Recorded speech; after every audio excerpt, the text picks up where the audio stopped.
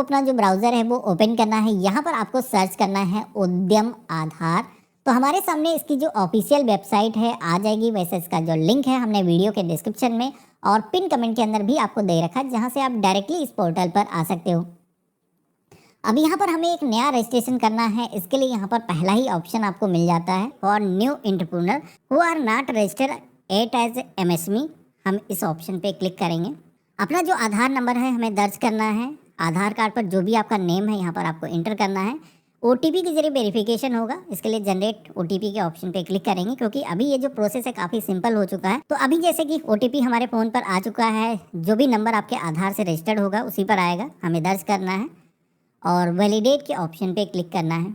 अब इतना करते ही आप देखोगे कि हमारे आधार कार्ड का जो वेरिफिकेशन है वो सफलतापूर्वक हो चुका है। अब हमें पैन की जो इन्फॉर्मेशन है वो दर्ज करना है, जिसके अंदर सबसे पहले तो टाइप ऑफ ऑर्गेनाइजेशन के सेक्शन में आना है, जहाँ पर कई सारे ऑप्शन मिलेंगे। बेसिकली अगर कोई कंपनी है, कोई सोसाइटी है, कोई ट्रस्ट है जो अपना रजिस्ट्रेशन कर रहा है, या फिर कोई समूह है, तो यहाँ पर सारे ऑप्शन दिए गए हैं। अब यहाँ पर जैसे कि हम एक इंडिविजुअल का रजिस्ट्रेशन कर रहे हैं, यानी कि एक प्रोप्राइटरशिप फर्म है, यानी कि सिंगल ओनर बिजनेस है जिसका हम रजिस्ट्रेशन कर रहे हैं खुद के पैन कार्ड पर। अगर आप रजिस्ट्रेशन करना चाहते हो तो यहाँ पर पहला वाला जो ऑप्शन है इसे ही सेलेक्ट करना है और इसके बाद में हमें अपना जो पैन नंबर है दर्ज करना है। अब यहाँ पर इतना केवल डिफरेंट रहेगा, अगर कोई कंपनी का रजिस्ट्रेशन कर रहा है तो वो अपने कंपनी का जो पैन कार्ड है यहाँ पर इंटर करेगा। इसके बाद में पैन धारक का नेम, तो यहाँ पर आपका खुद का पैन है तो अपना जो नेम है आपको इंटर करना है। डेट ऑफ बर्थ यहाँ पर आपको दर्ज करना है, जिसके लिए इस कैलेंडर के ऑप्शन पे क्लिक करोगे और यहाँ पर सबसे पहले तो ईयर, मंथ, डेट चूज़ करना है। यहाँ पर बिजनेस का है तो बिजनेस का जो पैन कार्ड होता है उस पर इनकॉर्पोरेशन की जो डेट है वो पड़ी रहती है, वही आपको दर्ज करना है। डेटा को शेयर करने की सहमति देना है। पैन वैलिडेट के ऑप्शन पे क्लिक करना है। तो इस तरीके से आप देखोगे कि हमारे पैन का जो वेरिफिकेशन है वो भी सफलतापूर्वक हो चुका है। कंटिन्यू के ऑप्शन पे क्लिक करोगे तो आगे का जो फॉर्म है वो आ जाएगा, जहाँ पर बेसिकली कुछ और ऑप्शन आते हैं, जहाँ पर आप देखोगे कि ये जो इन्फॉर्मेशन है वो ऑटोमेटिक फेच होती है। जैसे कि अगर आप ITR फाइल करते हो तो अगर आपने ये जो फाइनेंशियल ईयर पर दिखाया गया है 23-24 का ITR अगर आपने फाइल किया है तो यहाँ पर आपके केस में यस लग करके आएगा। अब बहुत सारे लोग छोटे बिजनेस करते होंगे तो ऐसे में क्या है, यहाँ पर ITR आपने फाइल नहीं किया है तो इसीलिए नो लिख करके यहाँ पर आ रहा है। अब यहाँ पर अगर गलत दिख रहा है तो आप यहाँ पर यस करके आप अपना जो ITR की इन्फॉर्मेशन है वो दर्ज कर सकते हो।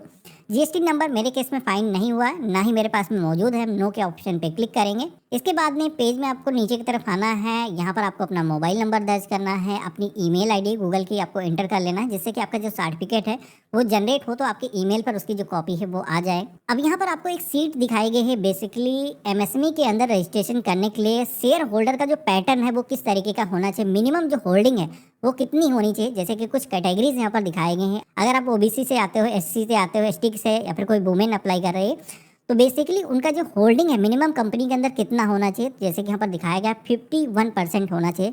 अब मेरे केस में जैसे कि हम एक इंडिविजुअल का रजिस्ट्रेशन कर रहे हैं, सिंगल ओनर बिजनेस है, तो यानी कि उसकी जो होल्डिंग है वो 100% है, तो ये मेरे पे अप्लीकेबल है नहीं। अगर कोई कंपनी है वो अपना रजिस्ट्रेशन कर रही, कई सारे उसमें ऑनर हैं, तो ऐसे केस में इस चीज़ को आपको ध्यान रखना है। अब इसके बाद में पेज में आपको नीचे की तरफ आना है। आप जनरल, SC, ST, OBC जिस भी कैटेगरी से आते हो आपको यहाँ पर सिलेक्शन करना है। मेल फीमेल जो भी जेंडर है सेलेक्ट करना है। कोई दिव्यांग पर्सन है, विकलांग है, तो ऐसे केस में यस करना है। मेरे केस में हम नो के ऑप्शन पे क्लिक करेंगे।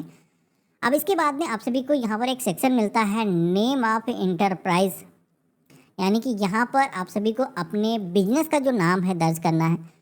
अब MSME सर्टिफिकेट का बेनिफिट ये मिलता है कि यहाँ पर कोई पहले से आपसे GST नंबर हो, उसमें कोई बिजनेस का आपने नाम दिखाया हो, ऐसा कोई ज़रूरी नहीं है। यहाँ पर आप अपने बिजनेस का जो नाम है वो भी रख सकते हो, यानी कि XYZ कंपनी, या फिर अपना बिजनेस का जो भी नाम आप रखना चाहते हो, शॉप का जो भी नाम रखना चाहते हो वो आप यहाँ पर एंटर कर सकते हो। इस नाम के ज़रिए आप अपना जो बैंक अकाउंट है वो भी ओपन करा सकते हो, यानी कि करंट जो अकाउंट है कंपनी का वो भी इस MSME सर्टिफिकेट के ज़रिए ओपन हो जाएगा। तो हमें क्या करना है, यहाँ पर अपना जो बिजनेस का नाम है यहाँ पर दर्ज करना है। यूनिट क्या होती है, बेसिकली कोई फैक्ट्री है जो कई सारे क्षेत्र में अवेलेबल है, जैसे कि कई सारे एरियाज़ के अंदर उनके ऑफिसेस हैं या फिर फैक्ट्रीज़ हैं उनकी, तो ऐसे केस में आपको यूनिट यहाँ पर आपको बतानी होती हैं। तो यहाँ पर आप अपने बिजनेस का नाम और स्टेट का नाम, जो भी लोकेशन है वो मेंशन करके यहाँ पर यूनिट को ऐड कर सकते हो। अब मेरे केस में एक ही जगह पर मेरा बिजनेस है तो हमें यहाँ पर बार बार ऐड करने की ज़रूरत नहीं है।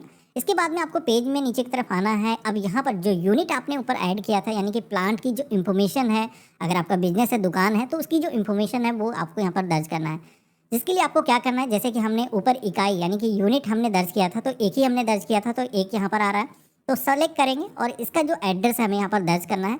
अगर आपने मल्टीपल ऐड किया तो इसी तरीके से सेलेक्ट करके आपको सारे ही प्लांट की जो इन्फॉर्मेशन है वो दर्ज करना होगा।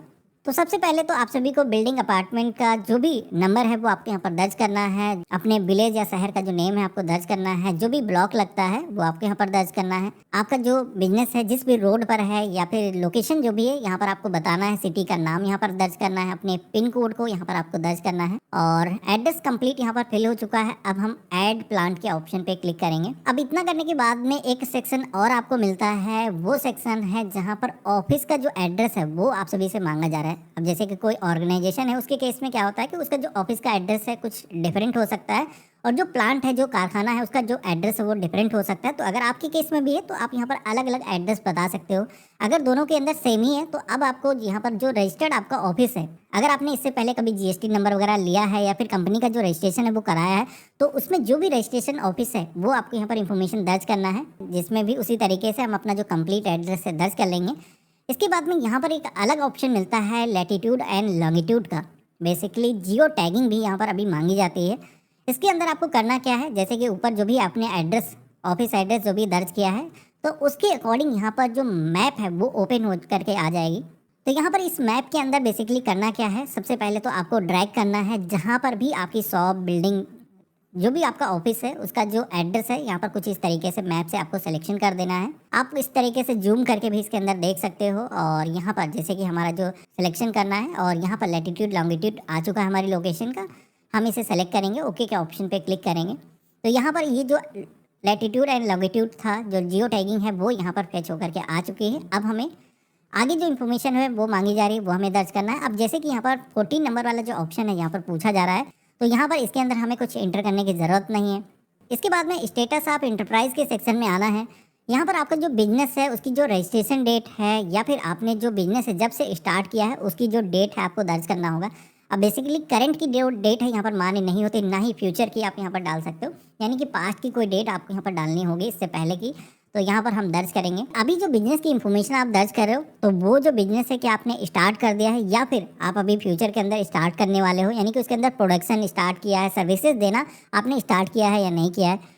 तो यहाँ पर जैसे कि आपने स्टार्ट कर दिया है तो ऐसे केस में आप यस सेलेक्ट करोगे। अब यहाँ पर आप सभी लोग अभी जैसे कि स्टार्ट नहीं कर रहे हो तो नो आप सेलेक्ट करोगे। उसके बाद में आप सभी से कमिटमेंट की जो डेट है यहाँ पर मांगी जाती है, यानी कि कब से आपका जो प्रोडक्शन है, जो बिजनेस की एक्टिविटी है वो स्टार्ट हो जाएंगी। अब आपको बैंक डिटेल यहाँ पर दर्ज करना है।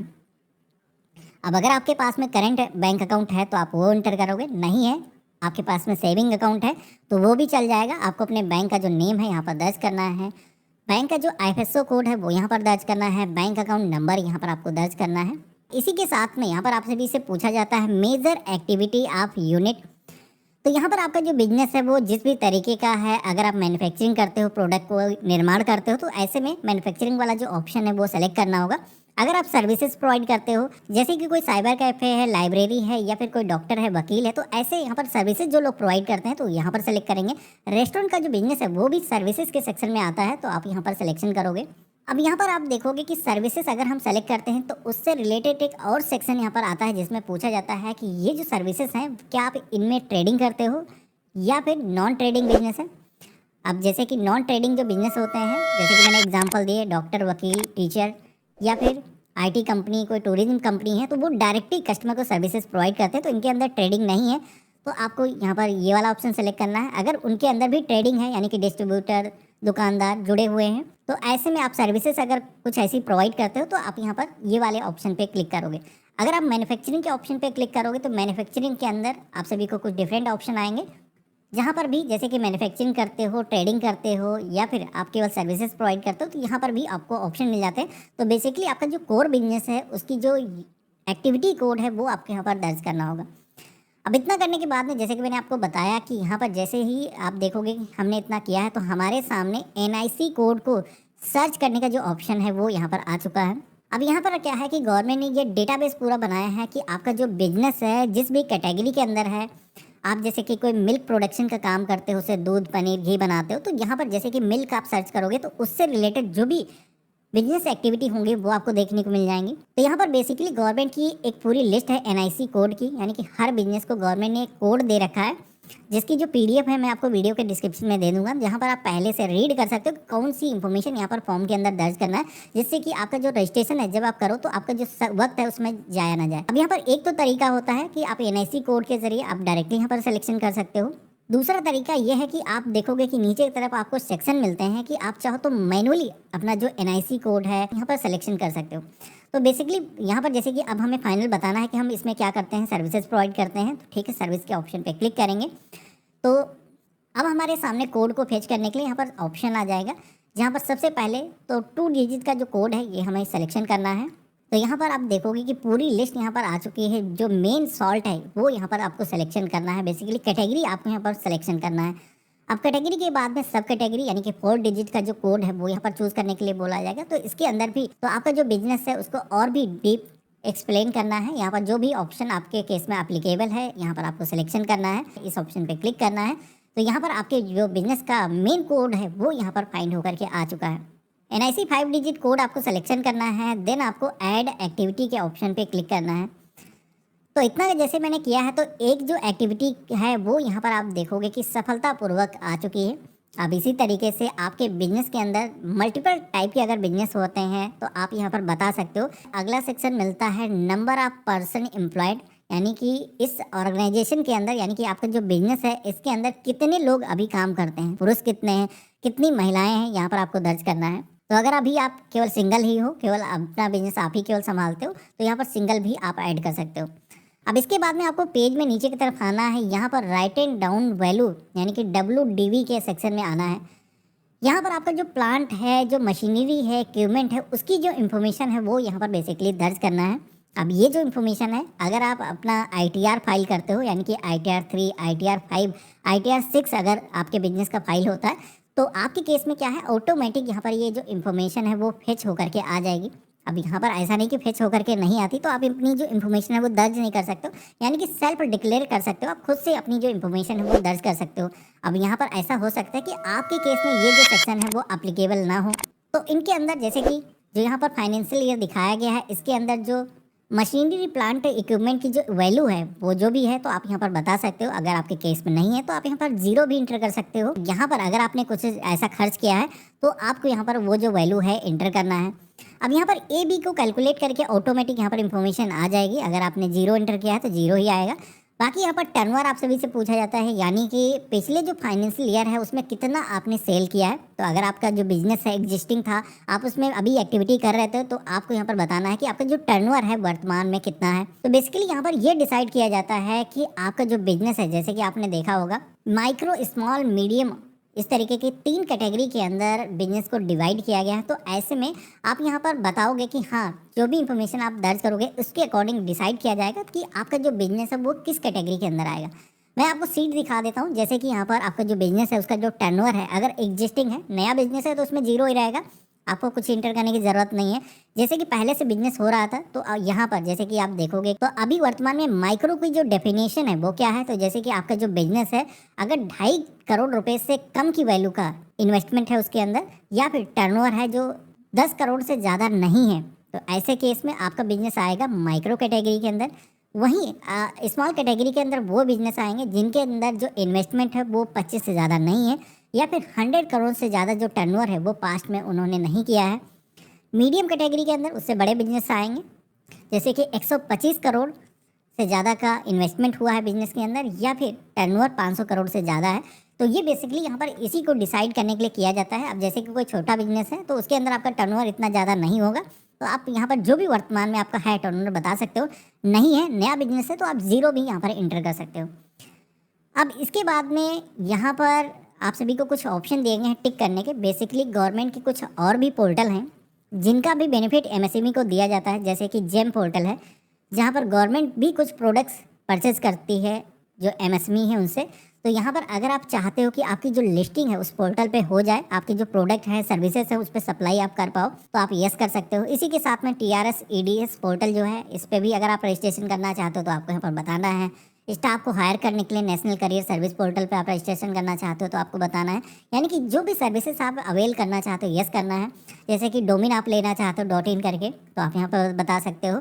अगर आप इंटरेस्टेड नहीं हो तो सब में नो के ऑप्शन पे क्लिक करके आगे आप बढ़ सकते हो। अब जैसे हमने सबमिट करने के ऑप्शन पे क्लिक किया है तो हमारे फोन पर एक वेरिफिकेशन के लिए OTP सेंड किया जाएगा। एक कैप्चा कोड दिखेगा जिसे आपको यहाँ पर दर्ज करना है, फाइनल सबमिट के ऑप्शन पे क्लिक करना है। हमारे सामने जो उद्यम रजिस्ट्रेशन का जो रजिस्ट्रेशन नंबर है वो यहाँ पर फेच होकर के आ चुका है। ये जो आईडी है सबसे पहले तो आपको नोट करके रख लेना है। इसका जो सर्टिफिकेट है वो भी आपका जनरेट होता है, जिसको अगर आपको डाउनलोड करना है तो प्रिंट सर्टिफिकेट का एक ऑप्शन मिलेगा जिस पे आपको क्लिक करना है। यहाँ पर आप सभी से उद्यम रजिस्ट्रेशन नंबर मांगा जाएगा, तो जो रजिस्ट्रेशन नंबर हमें अभी मिला था दर्ज करना है, अपना मोबाइल नंबर यहाँ पर दर्ज करना है। OTP प्रोसेस हम मोबाइल सेलेक्ट करेंगे, वैलिडेट एंड जनरेट के ऑप्शन पे क्लिक करेंगे तो हमारे फ़ोन पर एक वेरिफिकेशन के लिए OTP आएगा जिसे हम यहाँ पर दर्ज करेंगे और वैलिडेट एंड लॉगिन के ऑप्शन पे क्लिक करेंगे। तो इस तरीके से आप देखोगे कि पोर्टल के अंदर हम लॉगिन हो चुके हैं और हमारा जो MSME सर्टिफिकेट है वो यहाँ पर जनरेट हो चुका है। हम प्रिंट के ऑप्शन पे क्लिक करके ये जो सर्टिफिकेट हमें मिला है इसे प्रिंट कर सकते हैं। ये जो सर्टिफिकेट है अपनी शॉप पर, जो भी आपका ऑफिस है वहाँ पर आप इसे प्रिंट करके लगा सकते हो। तो अगर आपको दोस्तों यह वीडियो पसंद आए तो लाइक और शेयर करना, साथ ही साथ हमारे इस चैनल को सब्सक्राइब कर लेना। थैंक यू दोस्तों, bye bye and take care.